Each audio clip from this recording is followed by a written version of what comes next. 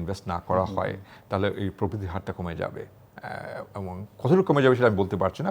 এটা আপনি মনে করছেন যে কমে যাবে। তো এই জায়গায় বাজেটে যে দীর্ঘমেয়াদী অর্থনৈতিক স্থিতিশীলতা বা বজায় বা লক্ষ্য নিয়ে যদি লক্ষ্যটি সরকার কীভাবে স্বল্প মেয়াদী যে সংকটগুলো আছে এগুলো মোকাবেলা ব্যবস্থার মধ্যে একটা ভারসাম্য তৈরি করতে পারে বলে মনে করেন?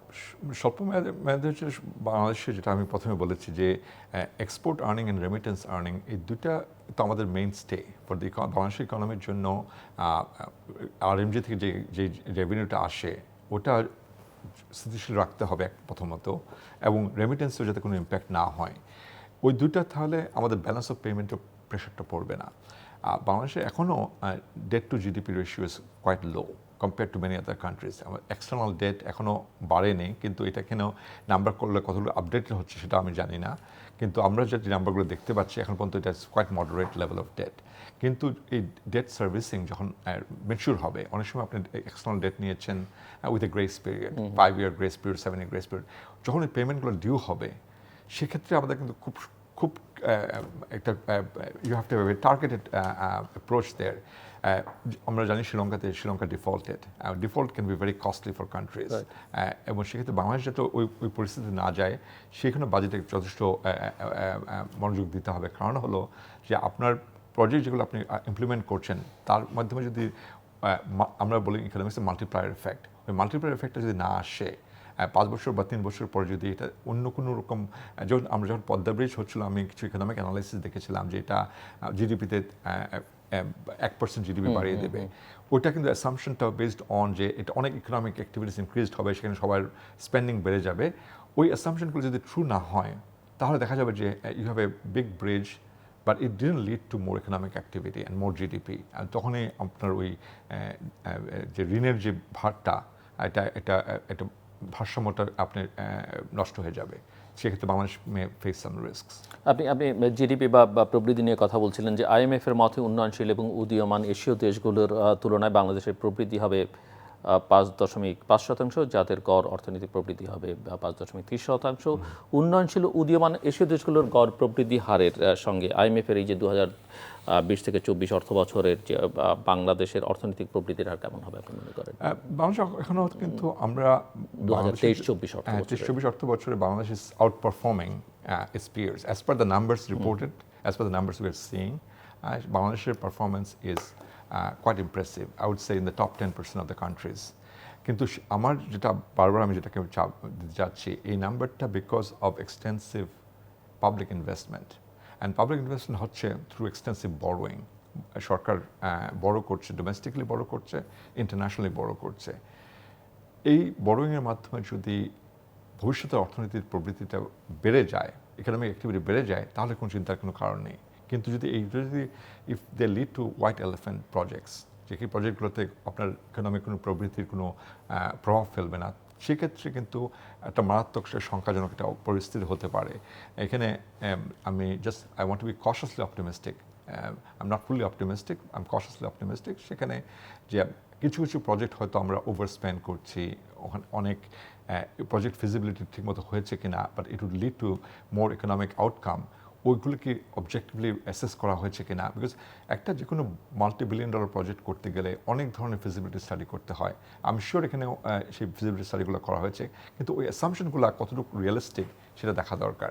অনেক সময় আমরা ওভার ইনফ্লেট করি, ওভার এক্সপেক্ট করি যে এই প্রজেক্টের বেনিফিটটা ট্রিমেন্ডাস বেনিফিট হবে, পরে দেখা যায় যে এই বেনিফিটটা আমরা যেটা এক্সপেক্ট করেছিলাম সে ধরনের হয় না।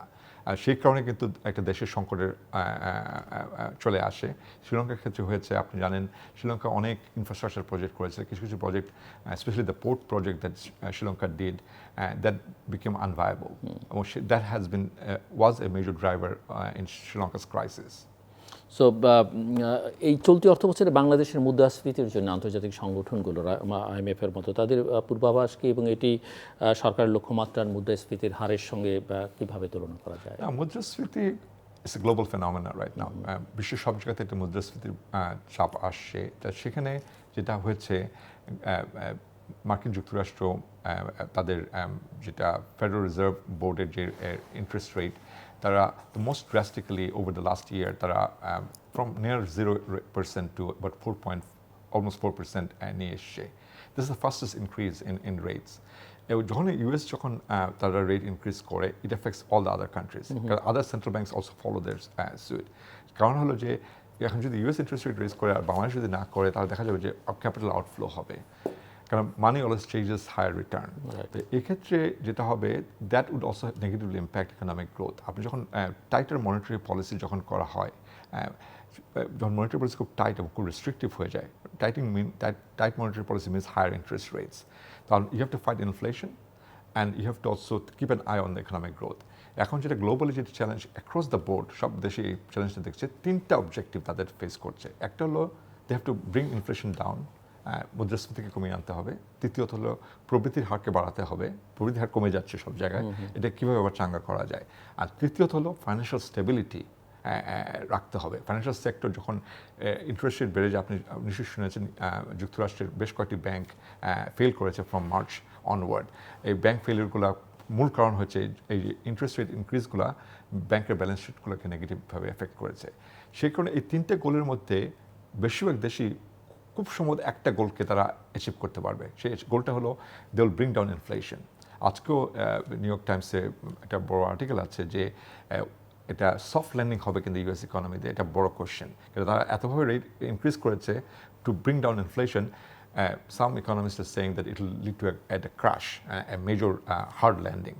তো সেটা মুদ্রাস্ফীতিও তো কমাতে পারবে, কিন্তু that would negatively affect economic growth and that would also have negative impact on financial stability. মানে আমরা অনেক ফাইন্যান্সিয়াল ইনস্টেবিলিটি দেখব। আর তার একটা বড় spillover effect গ্লোবালি হলো, with higher interest rates many countries are facing debt sustainability risk. Debt servicing করা তার জন্য অনেক সমস্যায় পড়ে যাচ্ছে। তো বাংলাদেশে যেটা হবে, যেটা আমি দেখতে পাচ্ছি, মুদ্রাস্ফীতিটা কমে আসবে, ধীরে গতিতে কমে আসবে, কিন্তু that will also effect negatively effect economic growth. এবং এখানে ফাইন্যান্সিয়াল স্টেবিলিটির ব্যাপারটাও আছে, কারণ ব্যাংকের যে ব্যালেন্স শিটগুলো আছে সেটাও আপনার দেখতে হবে how that will be affected. আমার মনে হয় financial stability concern could B A serious concern for Bangladesh. এমনি জাস্ট একটু আপনার কাছ থেকে আমি বুঝতে চাই যে স্বাভাবিক সময়েও প্রতিবেশী দেশগুলোর তুলনায় বাংলাদেশের মুদ্রাস্ফীতি কেন বেশি? মুদ্রাস্ফীতির একটা অফেন আপনার মুদ্রাস্ফীতিটা হয় when you have very import dependence. If you are, for example, a major importer of oil and natural gas, যখন অয়েল অ্যান্ড ন্যাচারাল গ্যাস যখন আপনার ইন্টারন্যাশনাল প্রাইস যখন বেড়ে যায়, তাহলে আপনি যদি ইম্পোর্ট করেন, সেই ইম্পোর্ট প্রাইসটা রিফ্লেক্ট করে আপনার domestic price. So oil is a major source of a major component in our import basket. The oil prices সাথে আমাদের মুদ্রাস্ফীতির একটা বড় একটা সম্পর্ক আছে। But oil price also affects all the domestic prices indirectly. আপনি যখন oil price বেড়ে যাবে, ট্রাকিং কস্ট বেড়ে যাবে, তো আপনার ভেজিটেবল আপনার শাকসবজির দাম বেড়ে যাবে, truck carries those things. So transmission channel is very direct. So if there's an international shock to your price levels, that will affect domestic prices. আমাদের যেটা হয়েছে, আমরা import dependence is quite high.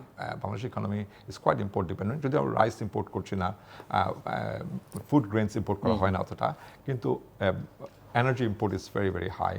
And also other materials, আমরা open ইকোনমিতে যেটা হয় যে আপনার গাড়ির ইম্পোর্ট যদি দেখেন, ঢাকাতে যতবারই আসে আমি দেখতে পাচ্ছি নতুন নতুন গাড়ি, এবং এই ইম্পোর্টগুলোতেও also affects the economy quite significantly.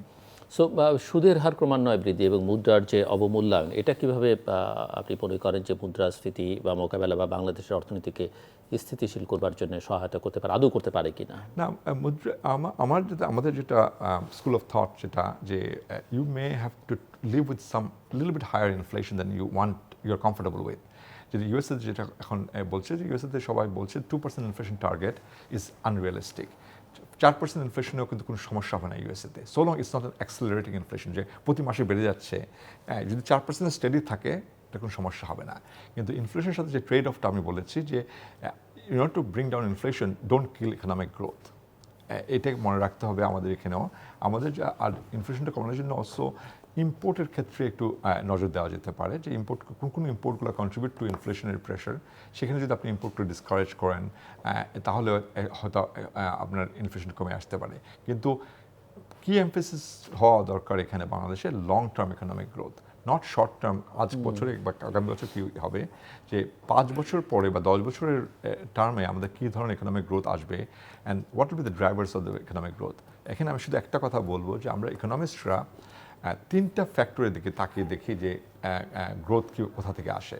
প্রথমত গ্রোথের মেইন সোর্স হলো লেবার প্রোডাক্টিভিটি। আপনার যদি আপনার কর্মজীবীরা যারা আছে তারা যদি খুব প্রোডাক্টিভভাবে কাজ করতে পারে তাদের সেটা জিডিপিতে একটা ভালো একটা প্রভাব ফেলে। আর দ্বিতীয়ত capital, you add more capital, অনেক বেশি আপনি যদি পুঁজি যদি আপনি যোগ করেন সেখানে উন্নয়ন বেড়ে যায়। কিন্তু সবচেয়ে বড় ফ্যাক্টর হলো যেটাকে আমরা ইকোনমিক্সে বলি টোটাল ফ্যাক্টর প্রোডাক্টিভিটি। মানে ক্যাপিটাল এবং লেবার, 1 ইউনিট অফ ক্যাপিটাল এবং 1 ইউনিট অফ লেবার যদি আপনি অ্যাড করার পরে আপনার জিডিপি বাড়তে হবে not 2, it has to be more than 2, it should be 2.5, 2.7, 2.8। এই মাল্টিপ্লায়ার এফেক্ট ইজ ইম্পর্টেন্ট। এখানে বাংলাদেশের মাল্টিপ্লায়ার এফেক্ট আমি যদি দেখি ডেটাতে, regardless of what is reported in BBS, এই টিএফপি গ্রোথটা বাংলাদেশে খুব স্লো। বিকজ এই টিএফপিটা হলো সেখানে আপনার গভর্নেন্স ম্যাটার করে, আপনার রুল অফ ল ম্যাটার করে, আপনার ইজ অফ বিজনেস ম্যাটার করে, আপনি একটা লাইসেন্সিং করতে যাচ্ছেন কতটুকু সময় লাগছে, আপনার অ্যাটিটিউড ম্যানেজারাল স্টাইল ম্যাটার করে। একটা ম্যানেজার যদি মনে করেন একটা ফ্যাক্টরি দেওয়া হলো, সে যদি কিছু ডিসিশন নেয় উইদাউট অ্যাডিং মোর ক্যাপিটাল, উইদাউট মোর লেবার, মনে করেন শিফটগুলো কিছু করে, এমনভাবে শিফট যদি ডিজাইন করে যেসব ওয়ার্কাররা ভালো একসাথে কাজ করে তাদেরকে একটা শিফটে দিল, আর যেসব ওয়ার্কাররা ভালোভাবে কাজ করে তাদের মানে আপনি মিক্স অ্যান্ড ম্যাচ করলেন, সেক্ষেত্রে দেখা যাবে যে ওই ফ্যাক্টরির আউটপুট বেড়ে গেছে। এটা কিন্তু আপনার কোনো ক্যাপিটাল অ্যাড করতে হয় নাই, কোনো লেবার অ্যাড করতে হয় না, এটা ম্যানেজমেন্ট ডিসিশনের মাধ্যমে এটা হয়। এইখানে বাংলাদেশে কিন্তু অনেক ঘাটতি আছে টোটাল ফ্যাক্টর প্রোডাক্টিভিটিতে। সেখানে long term growth, economic growth comes from total factor productivity, economic efficiency. So মুদ্রাস্ফীতি নিয়ন্ত্রণ করা বা ভবিষ্যৎ সামষ্টিক অর্থনৈতিক নীতির জন্য বৈশ্বিক ধাক্কা মোকাবেলায় বাংলাদেশের যে অভিজ্ঞতা, সেখান থেকে কি শিক্ষা নেওয়া যেতে পারে? শিক্ষা হলো যে আপনাকে প্রোডাক্টিভিটি বাড়াতে হবে। প্রোডাক্টিভিটি বাড়ানো, আপনি যদি প্রোডাক্টিভ হন ইকোনমি, তার মানে আপনি অল্প পুঁজিতে অল্প লেবারে আপনি অনেক বেশি গুডস অ্যান্ড সার্ভিসেস প্রডিউস করতে পারবেন। That means prices would come down.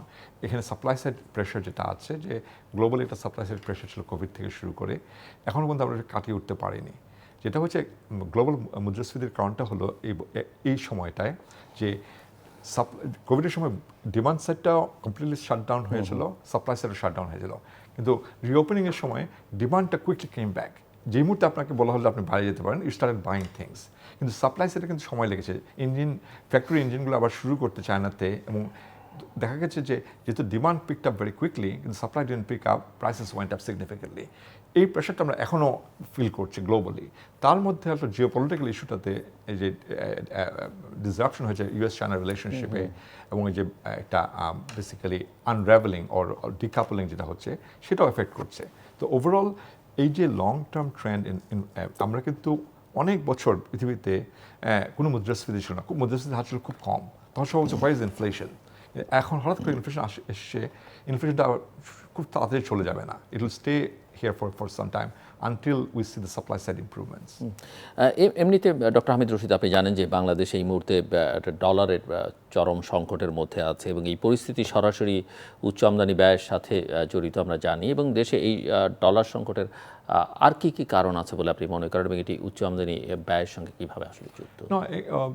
অবশ্যই আপনার যখন ইম্পোর্ট যদি ইনইলাস্টিক থাকে আর এক্সপোর্ট যদি সেন্সিটিভ হয়, তারপর আপনার ব্যালেন্স অফ পেমেন্ট বা আপনার রিজার্ভটা কমে যাচ্ছে। আপনি মনে করেন আপনার ইম্পোর্ট বাড়ছে অ্যাট 5% এ ইয়ার, কিন্তু এক্সপোর্ট বাড়ছে 2% এ ইয়ার, তার মানে আপনার 3% এ ইয়ার আপনার একটা শর্টফল হচ্ছে, সেটা থেকে আপনার that is affecting your reserve position.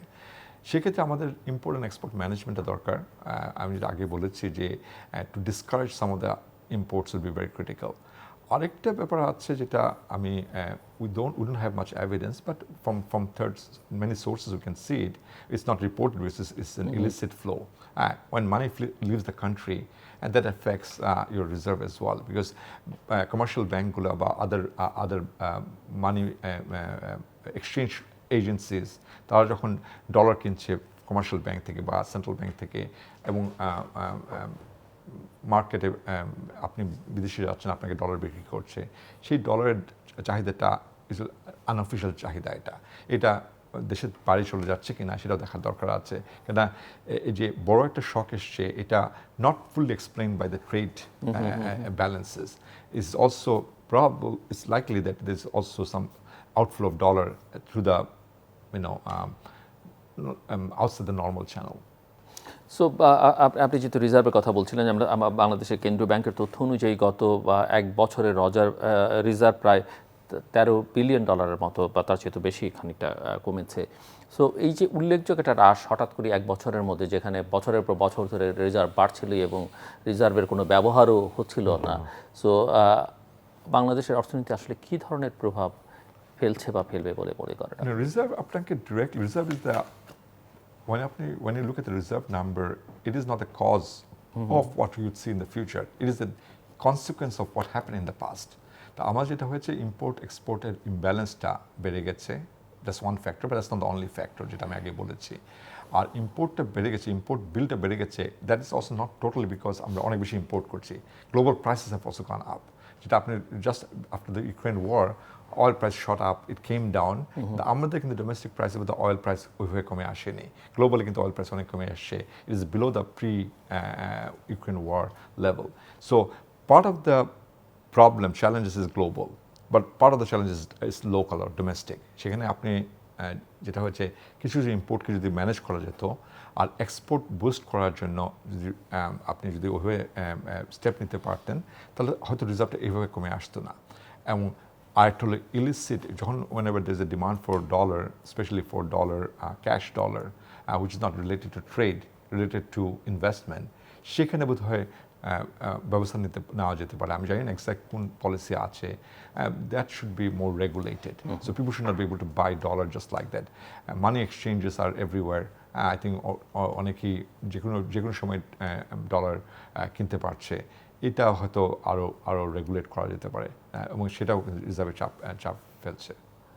আরেকটা প্রশ্ন, যে ওয়ার্ল্ড ওয়াইড আমরা দেখছি যে জ্বালানি তেলের মূল্য বা সামগ্রিকভাবে দ্রব্যমূল্য কোথাও কোথাও হ্রাস পেতে শুরু করেছে। এখন প্রশ্ন হচ্ছে যে এই যে বাংলাদেশের জনগণ এই নিম্নমুখী প্রবণতা থেকে কোনো উপকার পাবে কিনা, সেটি নিয়ে যথেষ্ট সংশয় সাধারণ মানুষের মধ্যে রয়েছে। আপনি কি মনে করেন? না, আমার মনে হয় যে ট্রান্সমিশন চ্যানেল যেটা আছে, যে যখন অয়েল প্রাইস যখন বেড়ে যায়, সাথে সাথে ইন্টারন্যাশনাল অয়েল প্রাইস যখন বেড়ে যায়, বাংলাদেশেও কিন্তু অয়েল প্রাইস বেড়ে যায়। কিন্তু ইন্টারন্যাশনাল অয়েল প্রাইস যখন কমে যায়, অয়েল প্রাইস কিন্তু এখানে ওইভাবে কমে না। ডোমেস্টিক পেট্রোল পাম্পের যে প্রাইসটা আপনারা দেখতে পাচ্ছেন, তো সেখানে কিন্তু আমি যতটুকু বুঝি যে আমাদের ইম্পোর্টটা হয় through some state own enterprises.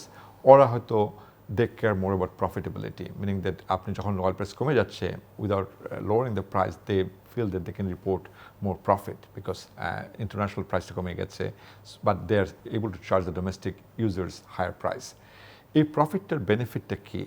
হয়তো from an entity point of view, from an agency point of view, probably they look good, কিন্তু economic wide the effect is negative. সেখানে হয়তো সরকারের থেকে হয়তো নির্দেশনা থাকা দরকার যে না, যখন অয়েল প্রাইস যখন কমে যাবে, we should also benefit the consumers, and ইউজাররা যাতে বেনিফিট পেতে পারে। এইটা তাহলে হবে কি, if you have savings from say lower oil price, that would also bring down the prices of other, আমি যেটা আগে বলেছি, oil price affects everything else, prices of everything else. সেক্ষেত্রে বেনিফিটটা কিন্তু আমরা দেখব, মুদ্রাস্ফীতির প্রেশারটা কমে যাবে।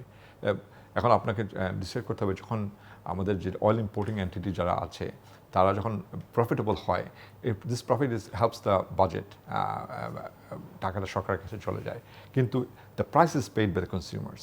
এবং এই ট্রেড অফটা দেখতে হবে যে যদি মুদ্রাস্ফীতির চাপটা আসলে সাধারণ জনগণের ক্রয় ক্ষমতা এবং জীবনযাত্রার মানকে সরাসরি প্রভাবিত করছে। জি।